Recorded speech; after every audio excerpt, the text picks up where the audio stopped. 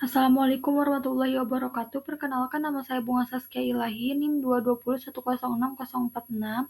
Apa yang dimaksud dengan obat? Obat-obatan adalah substansi yang digunakan untuk mencegah, mendiagnosis, mengobati, atau meredakan gejala penyakit.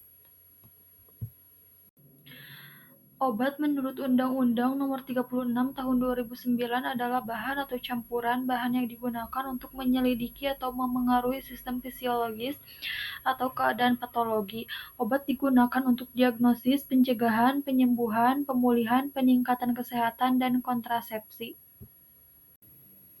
Kata drug kemungkinan besar berasal dari bahasa Arab dan pertama kali muncul dalam bahasa Jerman kuno sebagai drog, merujuk pada jenis bubuk. Obat-obatan pertama diperoleh dari kerajaan tumbuhan sebagai bagian belukar. Tanaman yang dikeringkan, herba, belukar. Obat adalah kata Prancis kuno "drogu" atau kata Belanda "drog" yang keduanya merujuk kepada tong kering berisi tanaman herbal. Xenobiotik yaitu senyawa atau zat kimia yang asing bagi suatu organisme atau lingkungan yang tidak diproduksi secara alami oleh organisme tersebut. Kimia medisinal merupakan salah satu metode pengembangan obat-obatan yang berfokus pada desain suatu senyawa yang dihubungkan dengan mekanisme kerja obat, serta dapat juga dengan memvariasikan struktur kimia senyawa yang aktif secara fisiologis hingga senyawa tersebut dapat bermanfaat sebagai suatu terapi dalam pengobatan. Aturan 5 Lipinski. Aturan ini adalah panduan praktis yang digunakan dalam penemuan obat untuk memprediksi apakah suatu senyawa kimia kemungkinan besar akan menjadi obat yang baik untuk diberikan secara oral.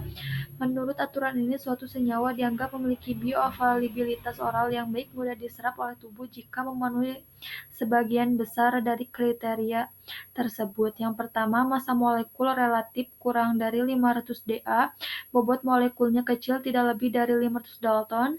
Semakin kecil bobotnya, semakin mudah senyawa melewati membran sel. Yang kedua, jumlah donor ikatan hidrogen, jumlah atom yang bisa menyumbangkan ikatan hidrogen seperti NH atau OH tidak lebih dari 5. Yang ketiga, jumlah akseptor ikatan hidrogen. Jumlah atom yang bisa menerima ikatan hidrogen seperti O atau N tidak lebih dari 10. Yang keempat, koefisien partisi log P. Nilai yang menunjukkan seberapa larut suatu senyawa dalam lemak hidrofobik. Nilai log P yang rendah menunjukkan senyawa lebih larut dalam air, sementara nilai yang tinggi menunjukkan lebih larut dalam lemak. Nilai mengindikasikan keseimbangan yang baik untuk penyerapan. Aturan 5 Lipinski membantu para peneliti di tahap awal pengembangan obat untuk menyaring ribuan senyawa. Senyawa yang tidak memenuhi aturan ini seringkali memiliki masalah dalam penyerapan di usus yang membuat mereka kurang efektif sebagai obat oral.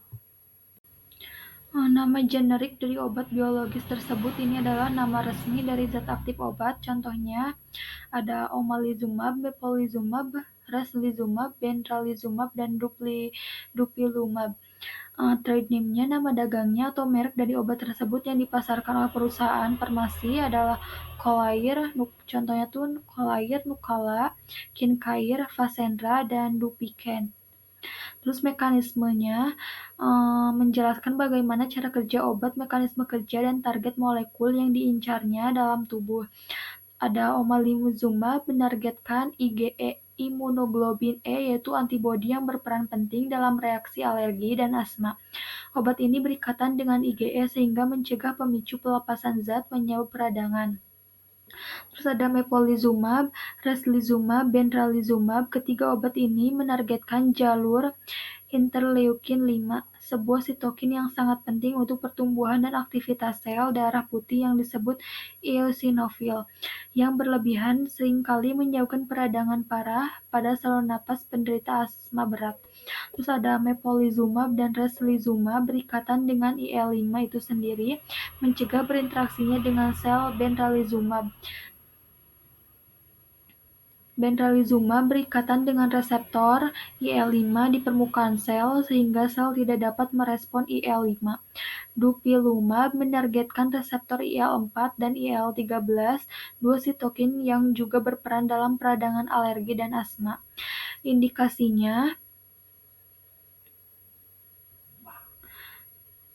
Semua obat ini diindikasikan untuk pasien dengan asma berat, namun ada spesifikasi tambahan. Beberapa obat secara khusus diindikasikan untuk asma yang berhubungan dengan eosinophilic phenotype, asma yang ditandai dengan jumlah eosinofil yang tinggi. Rutenya intravena disuntikan langsung ke pembuluh darah, contohnya raclizumab. Ada subkutan disuntikan di bawah kulit, contohnya omalizumab, mepolizumab, benralizumab, dan dupilumab. Diagram alir proses pengembangan obat. Diagram ini menjelaskan tahapan utama dalam proses pengembangan obat yang dibagi menjadi beberapa fase besar. Yang pertama ada discovery, penemuan, strategi, research, riset strategis. Target discovery mencari dan mengidentifikasi target biologis, misalnya protein atau enzim yang dapat dimanipulasi untuk mengobati penyakit. Lalu ada target validation, memastikan bahwa target yang ditemukan memang relevan dan penting dalam proses penyakit. Selanjutnya, riset eksplorasi, hit generation, menemukan senyawa-senyawa awal disebut hits yang menunjukkan aktivitas terhadap target. Ini bisa dilakukan melalui screening virtual atau screening senyawa. Terus ada lead identification, mengidentifikasi senyawa terbaik dari hits yang memiliki potensi untuk dikembangkan lebih lanjut. Terus ada lead optimization, memodifikasi struktur kimia untuk meningkatkan efektivitas, keamanan, dan sifat-sifat lainnya. Terus ada preklinik atau praklinis. Pada tahap ini senyawa obat diuji coba di laboratorium pada hewan, bukan pada manusia. Contohnya ada ADME, observasi, distribusi, metabolisme, ekskresi, mempelajari bagaimana obat diserap, didistribusikan ke seluruh tubuh, dimetabolisme, dan dikeluarkan. Efikasi, menguji seberapa efektif obat dalam mengobati penyakit. Safety, menilai dosis yang aman dan efek samping yang mungkin timbul. Setelah semua data terkumpul, perusahaan akan mengajukan permohonan ke badan pengawas seperti FDA untuk memulai uji coba pada manusia. Terus ada klinikal, uji klinis, fase satunya 1-2 tahun, uji coba pada sejumlah kecil sukarelawan sehat untuk menilai keamanan, dosis, dan efek samping utama. Fase 2-nya 2 tahun, uji coba pada sekelompok pasien untuk mengevaluasi efektivitas dan melanjutkan penilaian keamanan. Fase 3-nya 3-5 tahun, uji coba pada ribuan pasien untuk memastikan efektivitas dan keamanan dalam skala besar, membandingkan dengan pengobatan standar. Terus ada FDA atau EMA review dan approval. Jika uji klinis berhasil, perusahaan mengajukan permohonan persetujuan ke badan pengawas untuk memasarkan obat. Terus ada post approval, setelah disetujui, setelah obat dipasarkan, pemantauan efek samping, jangka panjang, dan keamanan obat terus dilakukan. Garis waktu pengembangan obat. Garis waktu dibagi di bawah slide ini memberikan perkiraan durasi setiap fase pengembangan obat, dimulai dari tahap penemuan, discovery, hingga persetujuan klinis.